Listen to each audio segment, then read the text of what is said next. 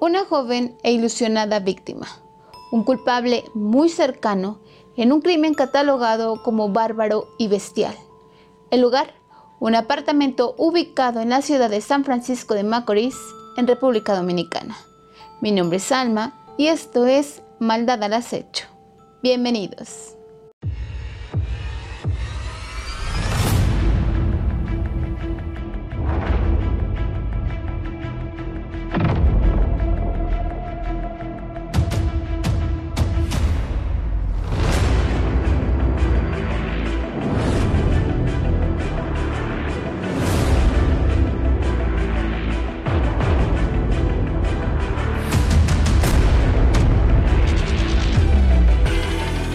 Hoy voy a platicarles un caso en el que la víctima tuvo un final muy triste, muy fuerte y sumamente doloroso.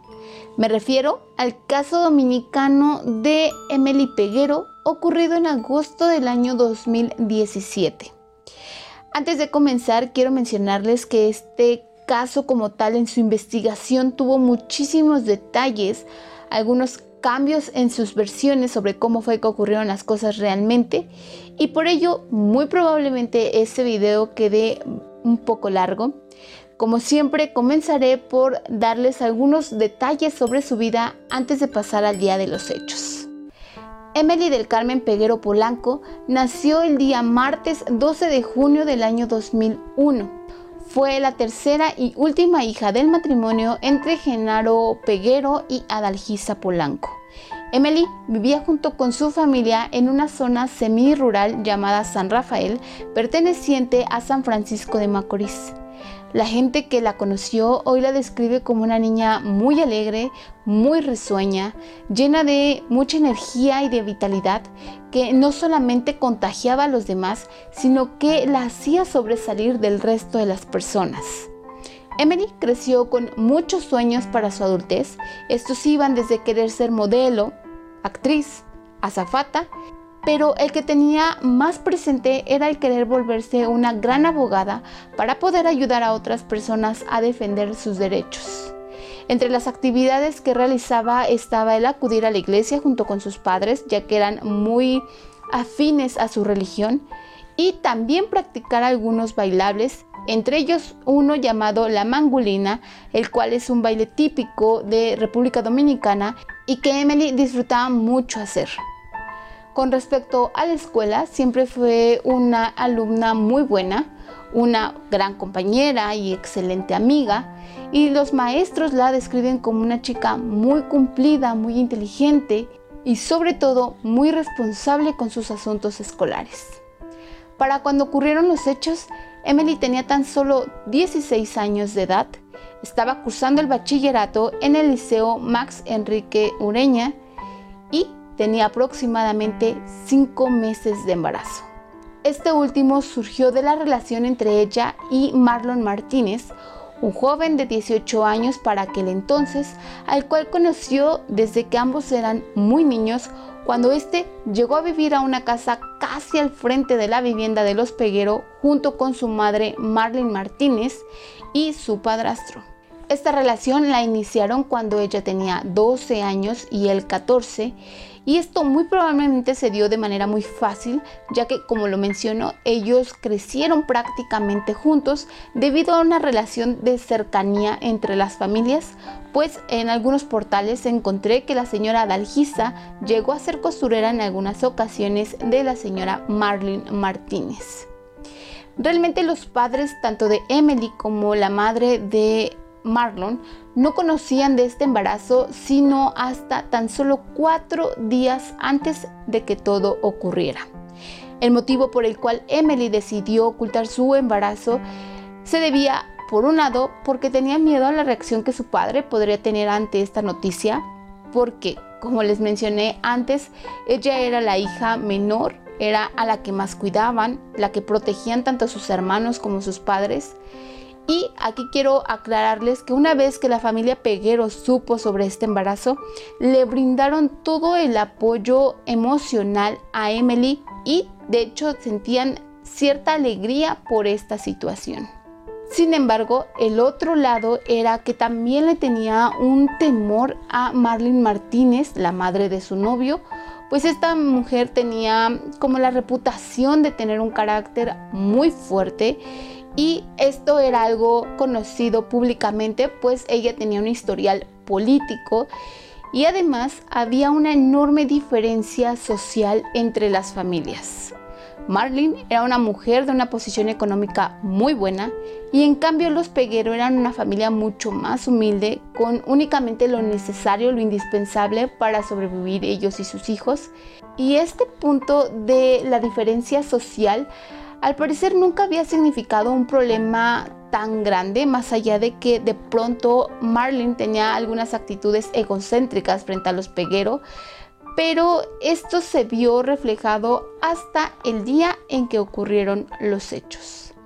Antes de continuar, quiero mencionarles que mientras estuve investigando toda esta historia, encontré en algunos portales, en algunas fuentes como la BBC, que en República Dominicana, por lo menos hasta aquella fecha, cuando todo sucedió, se tenía un gran porcentaje de noviazgos entre niñas muy jovencitas y hombres en su mayoría mayores que ellas. Estos noviazgos se daban muchas de las veces debido a la inestabilidad económica de las familias y además también terminaban en matrimonios. No quiero decir que este haya sido el caso de Emily y de su familia, que por su nivel económico es que se haya propiciado este embarazo, sino todo lo contrario. Tal vez pudo ser que el hecho de que ellos dos tuvieran un noviazgo desde tan jóvenes no haya significado una situación alarmante para ellos debido a esta cultura social que se tenía o que se tiene aún en República Dominicana. Este caso tiene versiones modificadas sobre lo que ocurrió aquel día. Sin embargo, nosotros estamos tratando de mostrarles a ustedes la manera en que más o menos se dieron a conocer y el tiempo en que se dieron a conocer ciertas circunstancias que llevaron todo este caso. El día sábado 19 de agosto del año 2017, Marlene Martínez acudió a la casa de los Peguero para pedirle a Emily que la acompañara a realizar unos trámites, unos papeleos, y la chica salió con la señora, puesto que se tenía mucha confianza depositada por parte de los Peguero hacia los Martínez. Sin embargo, en lugar de que Marlene la llevara a aquel lugar, en realidad la sacó de su casa para llevarla a la casa de una de sus amigas y ahí, en el baño, realizarle una prueba de embarazo. Esto se cree que fue probablemente porque Marlon ya le había dicho a su madre que Emily estaba esperando un hijo suyo y ella se encargó de corroborarlo. Una vez que confirmó esta noticia, regresó a la casa junto con Emily y fue la misma Marlene quien le dio la noticia a la señora Adalgisa, diciéndole además que ella estaba dispuesta a darle todo el apoyo a los muchachos y que incluso les podría dar una habitación en su casa para que ellos estuvieran mucho más cómodos. Ese mismo día, 19 de agosto, Marlene se encargó de agendarle una cita a Emily en el Centro Médico Nacional con la doctora Annie Lisette Taveras Vargas, quien más adelante, cuando ya todos estos hechos ocurrieron, se dio a conocer que formaba parte de la familia de Marlene, y este punto fue muy sospechoso para gran parte de la sociedad cuando todo se destapó. Aquella cita se llevó a cabo el día 21 de agosto a las 3 de la tarde. A ella acudió Emily acompañada de su madre y antes de que se marcharan hacia la consulta, Marlene se encargó de darles dinero por si llegaban a necesitar algo. El día miércoles 23 de agosto, alrededor de las 8:30, 8:45 de la mañana, Marlon pasó a la casa de Emily para recogerla y poder llevarla a recoger unos resultados de análisis que Emily se había hecho tan solo un día antes. Pasado el mediodía, Marlon volvió a su casa de manera visiblemente tranquila, según declaraciones de la señora Adalgisa, pero volvió sin Emily. Cuando la señora Adalgisa se dio cuenta de que su hija no había regresado con Marlon, le pidió a su otra hija, llamada Lady, que acudiera a la casa de los Martínez y le preguntara al chico por qué su hija no había regresado con él, que en dónde se había quedado y sobre todo por qué la había dejado en algún otro lado.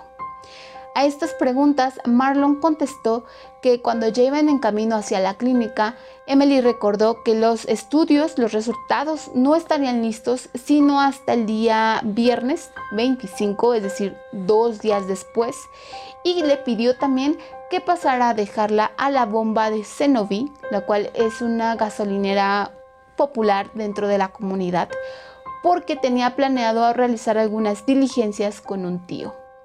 Marlon afirmó que esperó con ella a que la motocicleta blanca en la que su novia le dijo que su tío la iba a recoger llegara por ella, y además le dio dinero por si algo necesitaba en el camino, y sobre todo le pidió que le mandara un mensaje o que le hablara a sus padres para que estos supieran en dónde iba a estar y con quién.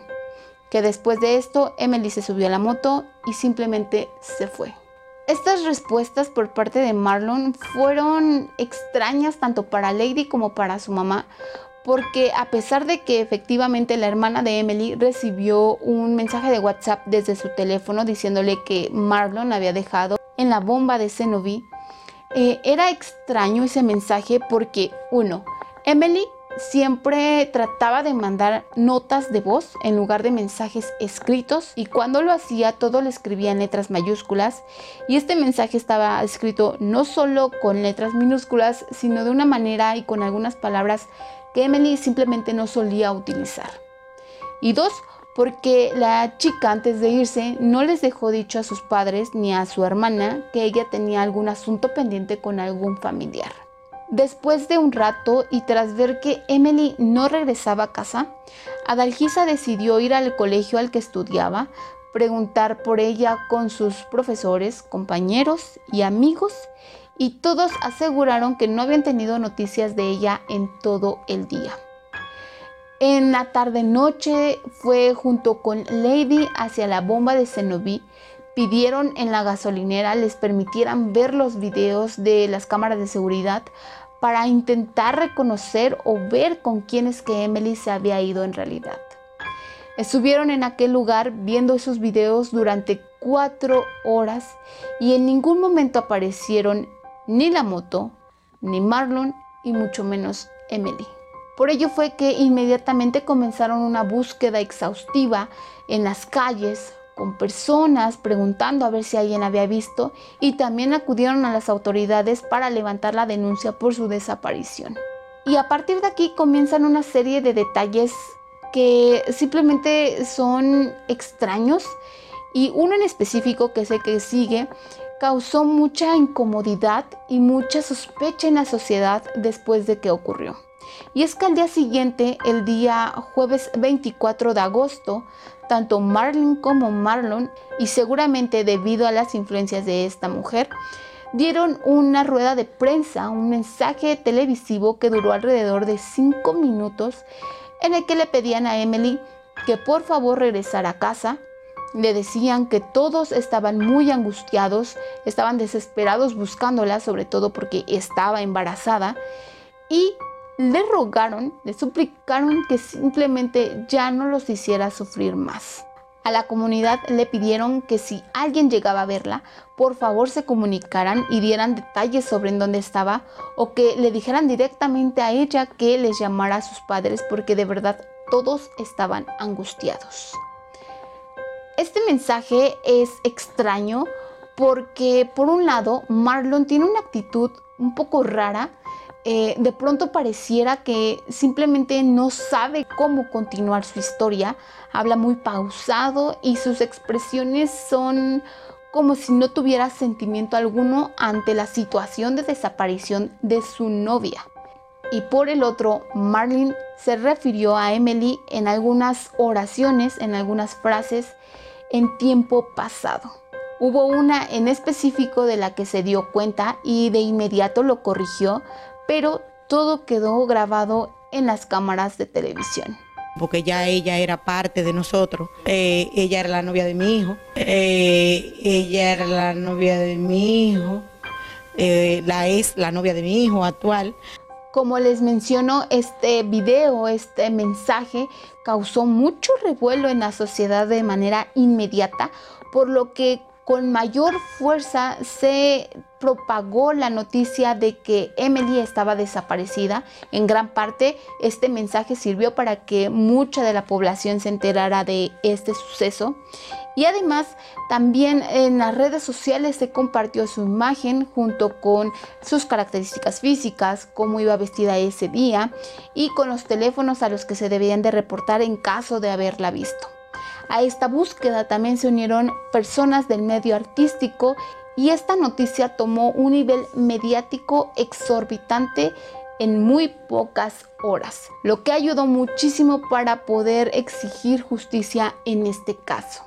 Por otro lado, Adalgisa ya tenía ciertas sospechas hacia Marlon, no solo porque él había sido la última persona reconocida por los demás de haber visto a Emily, sino porque él había sido la persona que sacó a Emily de su casa. También para este tiempo, la familia Peguero ya había sido entrevistada por algunos medios de comunicación, por algunas televisoras, y en estas entrevistas dieron algunas declaraciones que son importantes de mencionar. La primera es evidentemente que tenían esta sospecha hacia Marlon y también hacia Marlene, porque ella estaba mostrando una actitud un poco alejada de ellos. Simplemente estaba muy esquiva, a diferencia, por ejemplo, del padrastro de Marlon, que aunque él ya no tenía una relación con Marlene, él estaba más al pendiente de toda esta desaparición que la propia suegra de la chica. También los Peguero aseguraron que la familia Martínez tenía a un abogado al tanto de todo lo que estaba ocurriendo desde el primer día de desaparición de Emily. Y por último, la señora Adalgisa dijo de manera pública que ella tenía la sospecha de que Marlon había sacado a Emily de su casa para llevarla a que le realizaran un aborto. Especificó también que esta idea no había pasado por la cabeza de su hija, porque como les mencioné en un principio, después de que sus padres se enteraron de esto y la apoyaron, ella estaba muy feliz y muy ilusionada con su embarazo, cosa que al parecer los Martínez no veían con la misma alegría.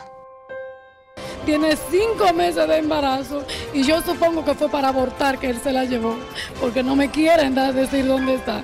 Para el día sábado 26 de agosto, es decir, 3 días después de la desaparición de Emily, las autoridades no dejaron pasar el hecho de que Marlon dijera versiones un poco contradictorias entre sí y por ello decidieron arrestarlo de manera preventiva, es decir, este arresto iba a durar tan solo 3 meses mientras se llevaba a cabo la investigación y esto para evitar que no saliera del país. Y sobre todo porque ya había mucha presión social sobre las autoridades con manifestaciones, marchas, protestas para exigir que este caso no quedara impune, ya que mucha gente creía que Marlene Martínez estaba involucrada y que debido a sus influencias, a su poder político, podía desviar la investigación.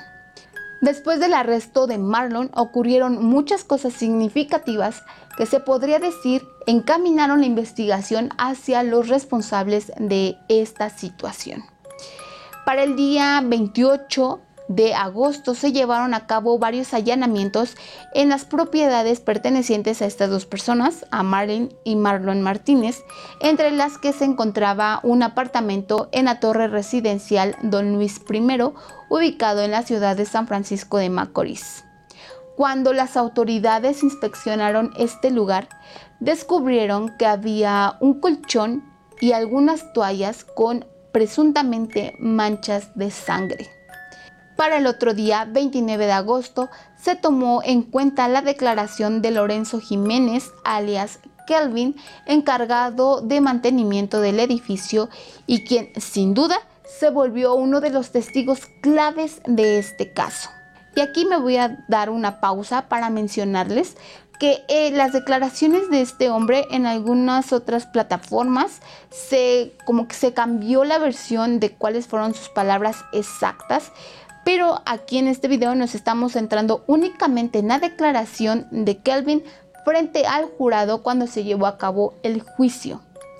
Kelvin les mencionó a las autoridades que el día 23 de agosto, es decir, el día que Emily desapareció, Él vio salir a Marlon Martínez del apartamento A3, que era el de su madre, arrastrando un costal, lo bajó por las escaleras, lo subió a su cajuela y antes de marcharse le pidió a Kelvin que no le dijera a su madre que él había estado ahí ese día, diciéndole que ellos habían tenido una discusión y simplemente no quería que ella se enterara. Después de 15 minutos de haberse ido, regresó por algunas cosas, dijo que algo se le había olvidado y después se marchó del edificio. Al otro día, 24 de agosto, un día después de la desaparición de Emily, llegó al edificio Marlon Martínez, pero con una actitud un poco extraña, como si estuviera preocupada y desesperada. Kelvin notó esto y le preguntó a la señora qué es lo que le pasaba, y ella le contestó que estaba preocupada porque la novia de su hijo había desaparecido un día antes. También le preguntó si es que Marlon había estado en el apartamento ese día.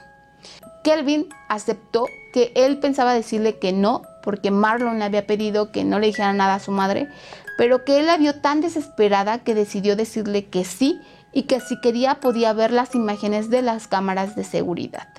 Estas imágenes, este video, fue visto tanto por Marlon Martínez como por Kelvin juntos, y en ellas se ve que efectivamente Marlon llega en su automóvil al edificio, pero acompañado por Emily.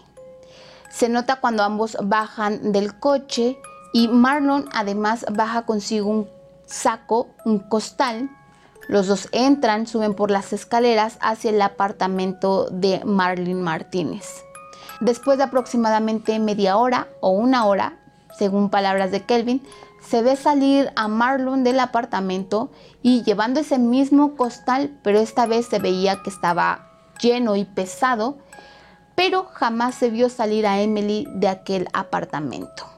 Se nota cuando efectivamente baja el costal por las escaleras y lo sube a su automóvil para después marcharse.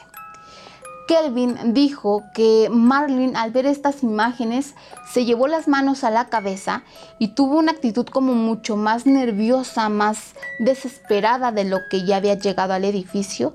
Después de eso no ocurrió nada más allá de que Marlon se fue del edificio. Y otro punto importantísimo de mencionar es que al otro día, el día 25 de agosto, Marlon le dejó dicho a Kelvin con otro trabajador de la torre que la policía había ido a recoger el disco duro de las cámaras de seguridad. Al otro día de esta revelación, de esta declaración de Kelvin, es decir, el día miércoles 30 de agosto, exactamente una semana después de la desaparición de Emily, y debido a las declaraciones de este hombre, fue que Marlon Martínez decidió entregarse de manera voluntaria a las autoridades. Estas la arrestaron en calidad de sospechosa y además existe un video en el que los medios de comunicación la abordan justo cuando está entrando ella a la fiscalía. Una reportera le pregunta si es que ella es cómplice de algún hecho y ella contesta que simplemente actuó como una madre. ¿Usted actuó como cómplice en el hecho? No, jamás, yo actúo como una madre. Jamás, yo actúo como una madre. Ese mismo día ocurrió algo igual o más importante, y es que Marlon decidió confesar que Emily realmente estaba muerta. Dijo que ellos efectivamente habían ido al apartamento de Marlon porque vieron que era una buena oportunidad para que ellos hablaran a solas, ya que no podían hacerlo con facilidad, y que ya estando ahí, Emily empezó a sentirse muy mal y de pronto empezó a sangrar de su parte íntima. Marlon estaba muy nervioso, asustado. Decidió echarle agua para ver si eso detenía la hemorragia y después de un rato vio que Emily simplemente ya no reaccionaba y que ya no tenía pulso. Por el miedo de esta situación, decidió arrojar su cuerpo al vertedero municipal de San Francisco de Macorís. Cuando las autoridades se trasladaron hacia ese lugar junto con Marlon para que les indicara exactamente en dónde es que había dejado a Emily, este chico declaró dentro de la camioneta de la policía que él creía que a lo mejor Emily se había tomado algo ese mismo día, ese mismo miércoles o un día antes, para provocarse por sí misma un aborto, ya que se sentía muy presionada por parte de su familia con toda esa situación del embarazo. Al llegar al lugar, estuvieron buscando a Emily durante muchas horas, pero sin éxito, pues el cuerpo realmente no se encontraba en ese sitio. Al mismo tiempo, la sociedad dominicana ya se había enterado de la confesión de Marlon y estallaron en protestas, en muestras de enojo y de dolor para exigir justicia ante esta tragedia enorme que sin duda afectó a toda una comunidad. Sin embargo, no fue sino hasta la noche siguiente, el jueves 31 de agosto del 2017, que fue hallada una maleta abandonada en la comunidad La Guama del municipio Cayetano Germasén, provincia Espaillat, en la que en su interior se encontraba un cuerpo en avanzado estado de descomposición, que por las características y la ropa se creía que se trataba de la adolescente. El cuerpo fue trasladado a las instancias pertinentes para realizarle durante toda la madrugada un examen de reconocimiento y antes del amanecer se anunció de manera pública que efectivamente se trataba del cuerpo de Emily del Carmen Peguero Polanco. Confirmado que es ella.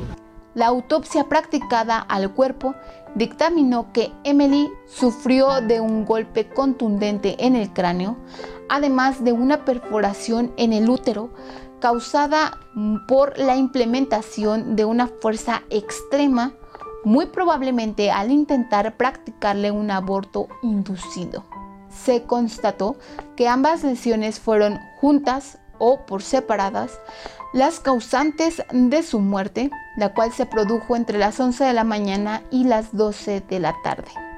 También se encontraron restos de órganos y huesos pertenecientes al producto, al feto, el cual por el tiempo de desarrollo gestacional debía de tener 206 huesos y tan solo fueron encontrados 35 de estos.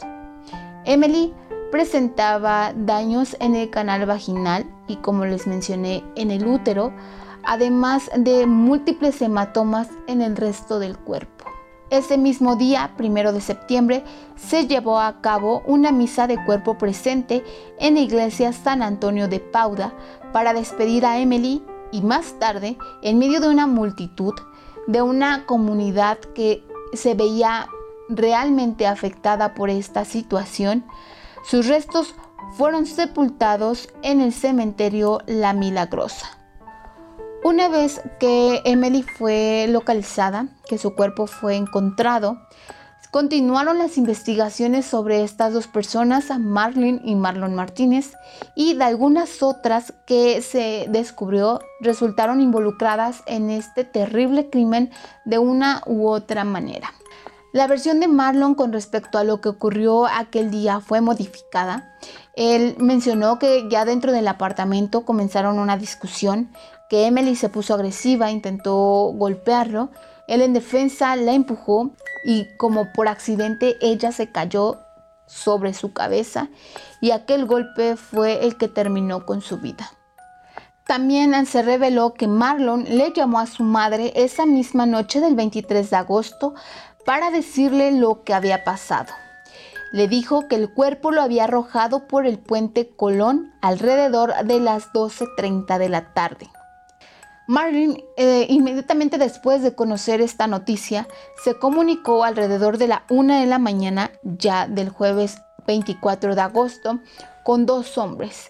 Uno de ellos se trataba de Henry Martínez, su propio hermano, y el otro se llama Simón Bolívar, conocido como el Boli. A ambos les manejó la misma versión que Marlon había dicho ya a las autoridades sobre la discusión y la caída, y les pidió su ayuda para 1. Ir por el cuerpo de Emily a aquel puente al que Marlon la había arrojado. 2. Que la ayudaran a esconder a Marlon porque no quería que fuera a la cárcel, a la prisión, pues sabía o temía que ahí lo mataran. Y 3. Que la llevaran hacia una hacienda de una expareja de ella que quedaba cercano a aquel lugar para ahí determinar qué es lo que harían con Emily. Se dice que fue Henry Martínez quien le dijo a su hermana que mejor entregara a su hijo, que entregara el cuerpo y dijera qué fue lo que pasó, que dudaba mucho que a Marlon le hicieran algo en la cárcel. Pero muy por el contrario, acudieron hacia aquella finca y les fue muy fácil ingresar a este lugar porque por un lado ella había quedado en amistad con la familia después de aquella relación y por el otro porque también le dieron dinero a la persona encargada y como la conocía, en realidad era una persona de confianza y no vieron ningún problema de dejarla pasar junto con sus acompañantes. Ahí se dice que Marlene les pidió que le ayudaran a localizar a una persona que se encargara específicamente de eliminar, de desaparecer por completo el cuerpo de Emily y que no importaba lo que tuviera que pagar con tal de que hicieran bien el trabajo. Además, dejaron los restos en aquella finca dentro de un almacén por entre 5 a 7 días hasta el día en que fue descubierto.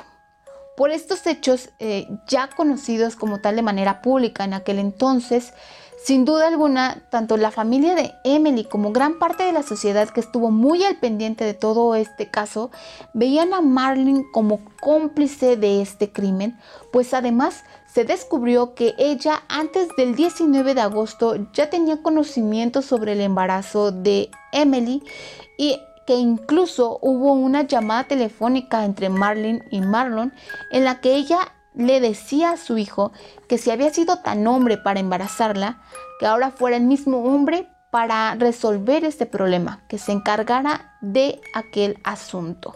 Por ello, la familia Peguero, su abogado José Hoppelman, el Ministerio Público y la comunidad en general pedían que le dieran una sentencia bajo el crimen de complicidad.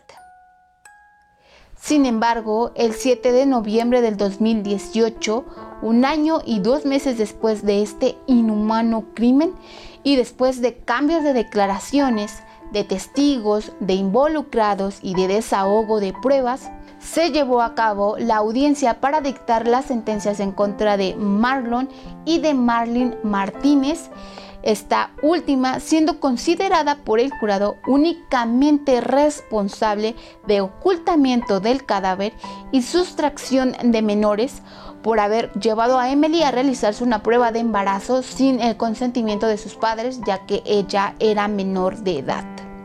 Los jueces se tomaron el tiempo de explicar durante esta audiencia que no se le podía catalogar como cómplice dado que ella no estuvo presente en el momento de los hechos.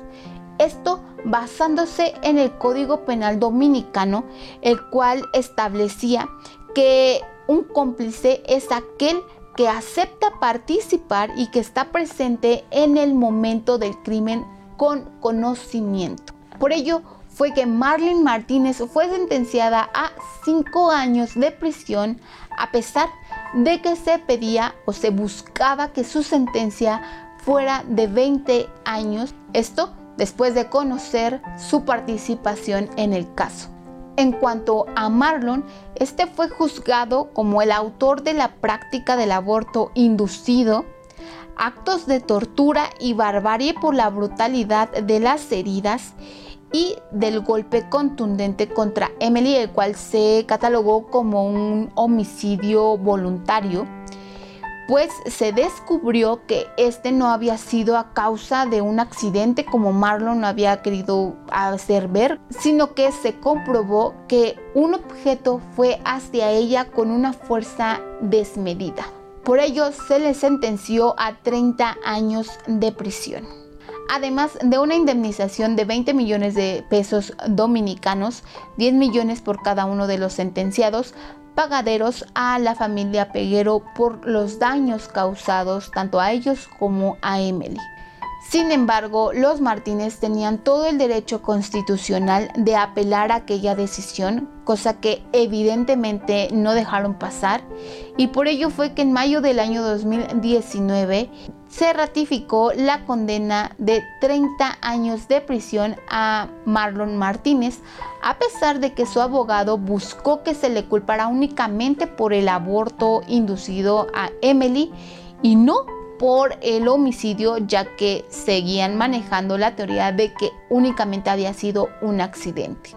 Por otro lado, la sentencia contra Marlene Martínez pasó de 5 a tan solo 2 años de prisión, pues se llegó a la conclusión de que esta decisión había sido arbitraria. Por ello fue que el día jueves 17 de septiembre del año 2020 abandonó el Centro de Rehabilitación Rafael Mujeres para continuar, según palabras de su propio abogado, con una vida totalmente normal fuera de prisión como debía de ser.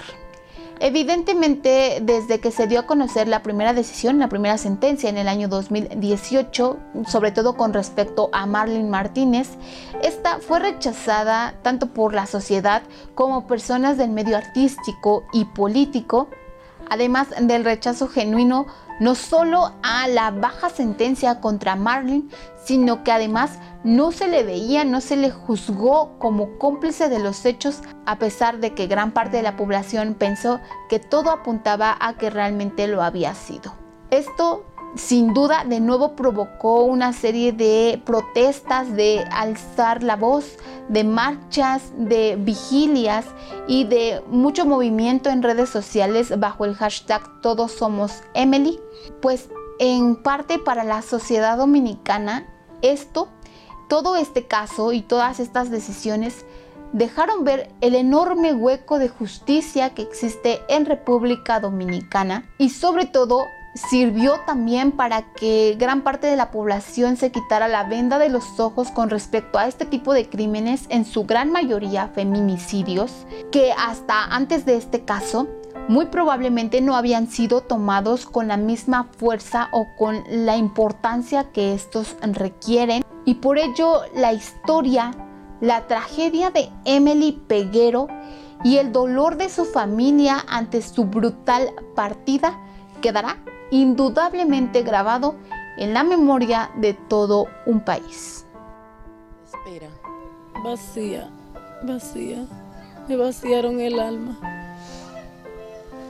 Me dejaron vacía.